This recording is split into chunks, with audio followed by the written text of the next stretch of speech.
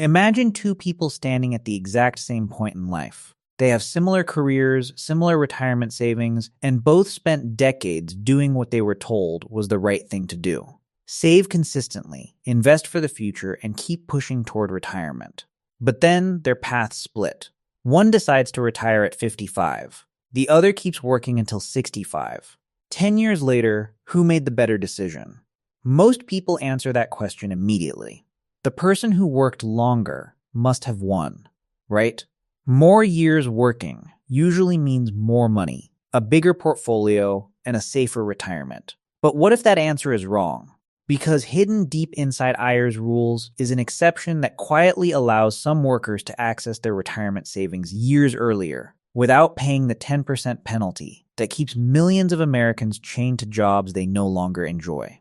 The shocking part isn't that this rule exists. The shocking part is how many people discover it only after they've already missed their chance to use it.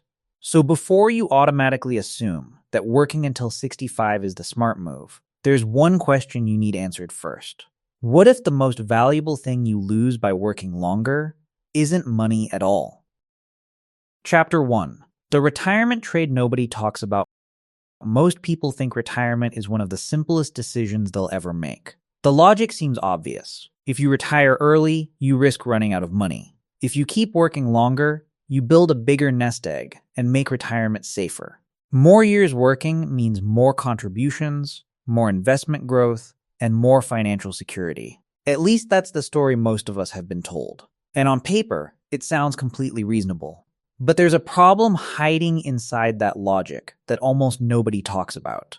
Retirement isn't simply a money problem. It's a time problem. Imagine someone offers you a deal. Work 10 more years and you'll retire with a larger portfolio, a nicer safety cushion, and a little more financial certainty. Most people would take that deal without hesitation. But what if those same 10 years happen to be the healthiest years of your retirement?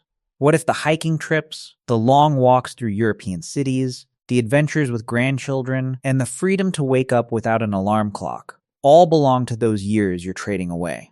Suddenly the equation starts to look very different. Because money compounds over time. Health doesn't. Energy doesn't. Mobility doesn't. And that's the retirement trade almost nobody talks about. Some people reach retirement with more money than they ever imagined, but less ability to enjoy it than they ever expected. Which raises an uncomfortable question. What if working longer doesn't automatically make you richer? What if in some cases it simply changes what kind of wealth you end up with? Chapter 2. Meet two versions of the same person. Let's run a simple thought experiment. Imagine two versions of the same person. They graduated around the same time, built similar careers, earned roughly the same salary, and followed the same financial advice for decades. They contributed to their retirement accounts, avoided major financial mistakes, and slowly built what most people would consider a respectable nest egg. For most of their lives, their stories looked almost identical. Then one decision changed everything. The first version retires at 55. The second keeps working until 65. At first glance, the outcome seems obvious. The person who works 10 extra years will almost certainly retire with more money. 10 additional years of contributions. 10 additional years of investment growth. 10 additional years without touching retirement savings. The math appears to favor the 65-year-old by a mile. But retirement isn't lived on a spreadsheet. The 55-year-old spends the next decade traveling, while airports still feel exciting instead of exhausting. He hikes trails he always promised himself he'd visit one day. He says yes to family trips without checking vacation days. He has breakfast with his spouse on a Tuesday morning, simply because he can. Meanwhile, the 65-year-old keeps building wealth, telling himself he'll have more freedom later. And maybe he will. But later has a funny way of arriving faster than people expect. Because while investment accounts can keep growing for another 10 years, not everything in life compounds in the same direction. Energy changes, health changes, priorities change. Suddenly, this stops being a question about retirement accounts and starts becoming a question about life itself. So who actually wins? The person who retired at 55 with less money, or the person who retired at 65 with more? Before you answer, There's one ears rule that changes this entire conversation. Chapter 3. The hidden ears rule that changes the equation up until this point. The choice seems painfully simple. Retire at 55 and accept the penalty for touching your retirement money early. Or keep working until 59, 62, or even 65 to avoid it. For millions of Americans, those feel like the only two options. But what if the entire choice is based on a rule that isn't actually true?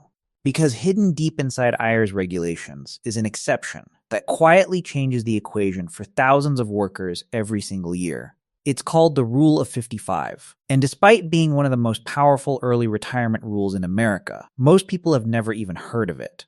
Here's the simple version. If you leave your employer during or after the calendar year, you turn 55. Whether you retire, resign, or are laid off, you may be able to access money from your current employer's retirement plan without paying the famous 10% early withdrawal penalty that normally applies before age 59. Read that sentence again. Not 59, not 60, not 62, 55. Suddenly, the gap between the two people in our story starts looking very different. The person retiring at 55 may not be making a reckless decision after all. They may simply know a rule that most workers never discover until it's too late to use it. And that's exactly why this matters. Because retirement planning isn't just about how much money you have. Sometimes it's about knowing which rules actually apply to you. But before you start imagining yourself handing in your resignation letter next week, there's something extremely important you need to know. Because one small mistake can completely destroy Rule of 55 access. And many people make it without realizing they've done anything wrong. Chapter 4. The mistake that can destroy the strategy. The Rule of 55 probably sounds almost too good to be true. Retire at 55. Access your retirement money early. Skip the 10% penalty that most Americans assume is unavoidable. Naturally, the next question is simple. If this rule is so valuable, why doesn't everyone use it? Because there is one mistake that quietly destroys the strategy before many people even realize what they've done. And the frustrating part is that it usually feels like the smart thing to do. Imagine someone leaves their job at 55 or 56. They sit down with paperwork, organize their finances, and decide to simplify everything by moving their old retirement money into an IRA. After all, that's what many people have been told to do for years. Fewer accounts, easier management, cleaner paperwork. It sounds responsible. It sounds organized. It can also accidentally close the Rule of 55 door forever. Here's why. The Rule of 55 generally applies to your current employer's retirement plan, the one connected to the job you just left. In many situations, once that money is rolled into an IRA, it no longer falls under Rule of 55 protection. The account may still have many advantages, but penalty-free access before age 59 could disappear overnight. Think about that for a moment. One signature, one transfer request, one innocent decision made with good intentions, and suddenly a strategy that could have provided years of additional flexibility is gone. This doesn't mean rolling money into an IRA is a bad decision. In many situations, it can be exactly the right move. Lower fees, better investment choices, and simpler management can all make perfect sense depending on your goals. The problem is timing. A decision that makes perfect sense at 60 may be a costly mistake at 55. This is why early retirement planning isn't just about investment returns or account balances. Sometimes it's about understanding the rules well enough to avoid accidentally giving away options you may never get back. And that leads to an even bigger question. If the Rule of 55 can open the door to earlier retirement, should everyone rush to use it? Or are there some things more valuable than access to money itself? Chapter 5. What happens between 55 and 65? This is the part of the retirement conversation that almost never shows up in calculators. Spreadsheets can estimate investment returns. They can project inflation. They can model taxes and withdrawal rates decades into the future. But there is one variable they struggle to measure, and once it's gone, no amount of money can bring it back. Time in good health. Ask someone in their 20s what 65 looks like, and they'll probably imagine a retired person traveling the world, hiking mountains, chasing grandchildren around the backyard, and finally enjoying all the experiences work never left time for. And to be fair, many people do exactly that. But here's the uncomfortable truth. The difference between 55 and 65 is often much bigger than the difference between 45 and 55. At 55, energy is often higher. Mobility is usually better. Long flights feel easier. Walking 10 miles through Rome or spending an entire day exploring a national park doesn't feel like an achievement. It just feels normal. Weekend trips become spontaneous instead of something that requires recovery time afterward. For many people, these years quietly become the go-go years of retirement, the years when the bucket list actually happens. By 65, many people are still active, healthy, and living incredible lives. This isn't a story about decline or fear. Plenty of 65-year-olds are healthier than some 55-year-olds. But statistically, something begins to change during this period. Health limitations start becoming more common. Mobility challenges become more frequent. Recovery takes longer. Some experiences become harder, not because people lose the desire to do them, but because their bodies negotiate differently than they used to. That's the retirement trade almost nobody talks about. Money compounds. Health doesn't. A larger portfolio at 65 is valuable. 10 additional healthy years at 55 are valuable too. The difficult part is that these two forms of wealth often compete with each other. And that's why the question isn't simply, can I afford to retire earlier? The harder question is this: if your healthiest retirement years are happening right now, can you afford to postpone them? Chapter 6. Does working 10 more years actually win? If this were purely a math problem, the answer would be easy. Work 10 more years, save more money, retire richer. End of discussion. And honestly, the math is usually on the side of working longer. 10 additional years of salary means 10 more years of retirement contributions, 10 more years for investments to compound, 10 fewer years withdrawing from your portfolio. In many cases, someone who retires at 65 will finish with hundreds of thousands of dollars more than someone who leaves at 55. Nobody argues with that.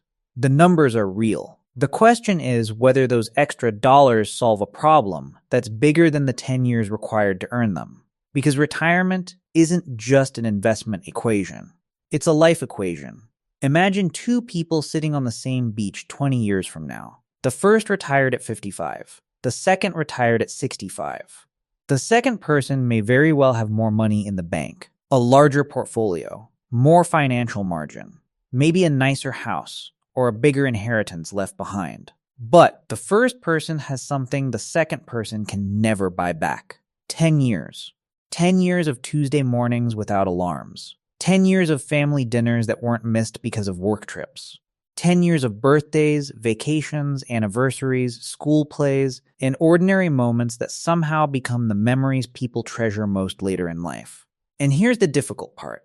There isn't a calculator in the world that can tell you what those years are worth. Some people would happily trade 10 more years of work for a larger account balance and greater financial certainty.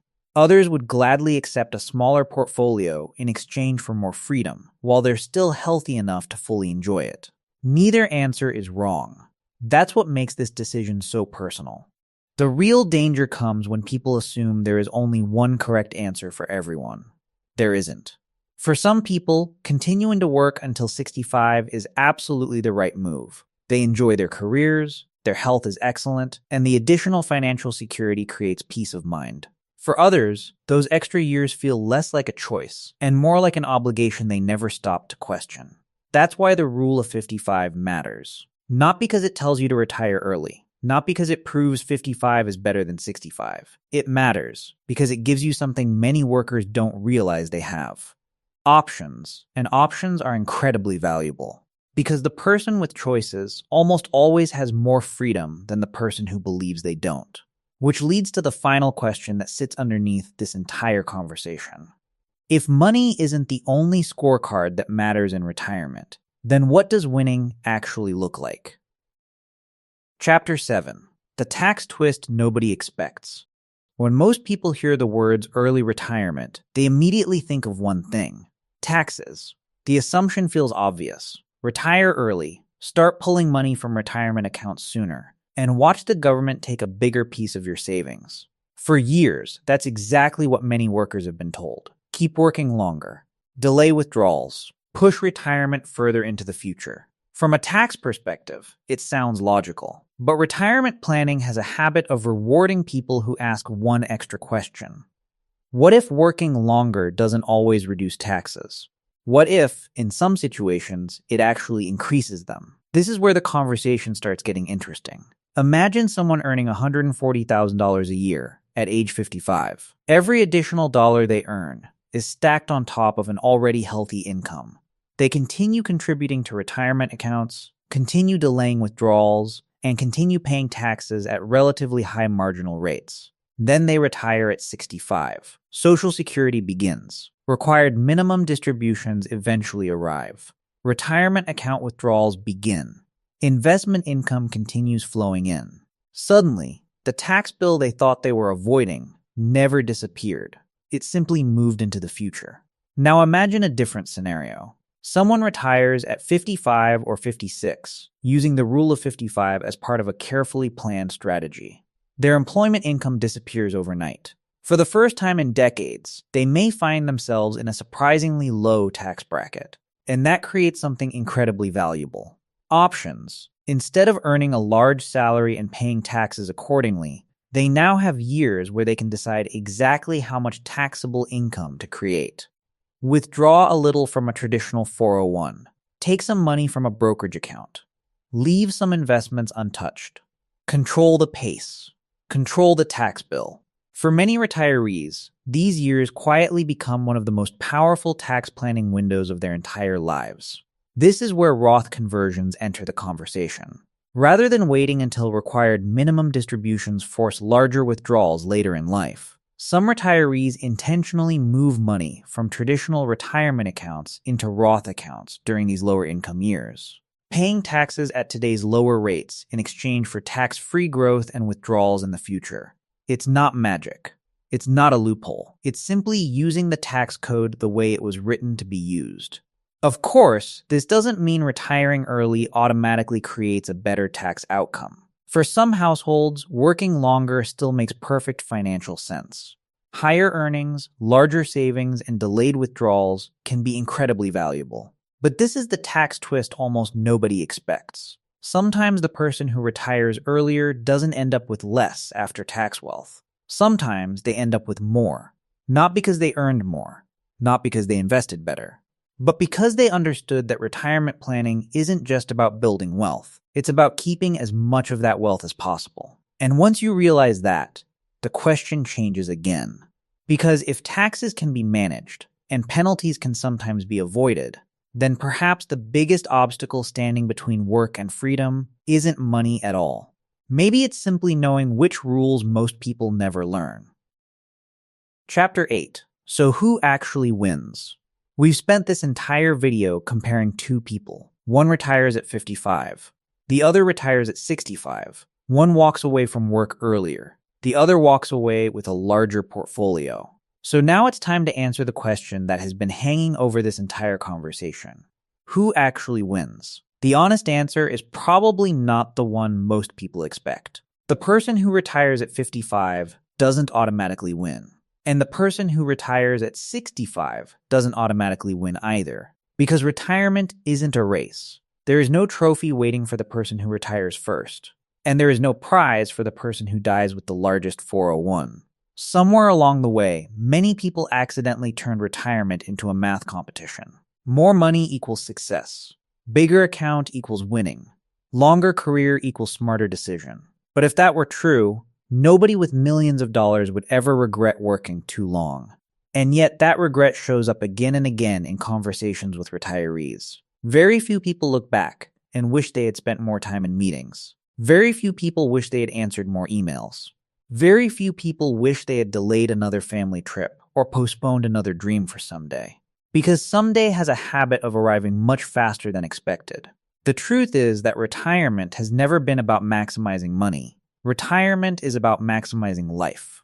Money is simply one of the tools that helps you do that. The real winner is the person who successfully aligns 5 things that rarely line up by accident: health, money, time, family, and freedom. When those 5 things move in the same direction, retirement stops feeling like an age on a calendar and starts feeling like a choice.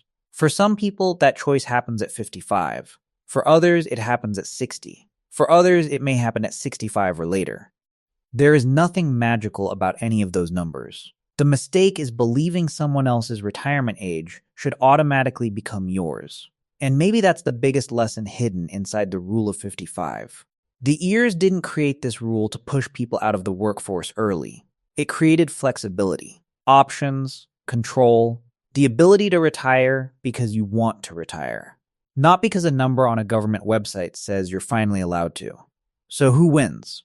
The person who retires at 55 or the person who retires at 65? Maybe the winner is simply the person who understands that wealth was never measured only in dollars. Sometimes wealth looks like a Tuesday afternoon with your grandchildren. Sometimes it looks like finally taking the trip you've postponed for 20 years. Sometimes it looks like waking up on a Monday morning and realizing your time finally belongs to you again. So here's the question I want to leave you with. If money wasn't the only scorecard that mattered, when would you choose to retire? Because your answer to that question may tell you more about your definition of wealth than any retirement calculator ever will.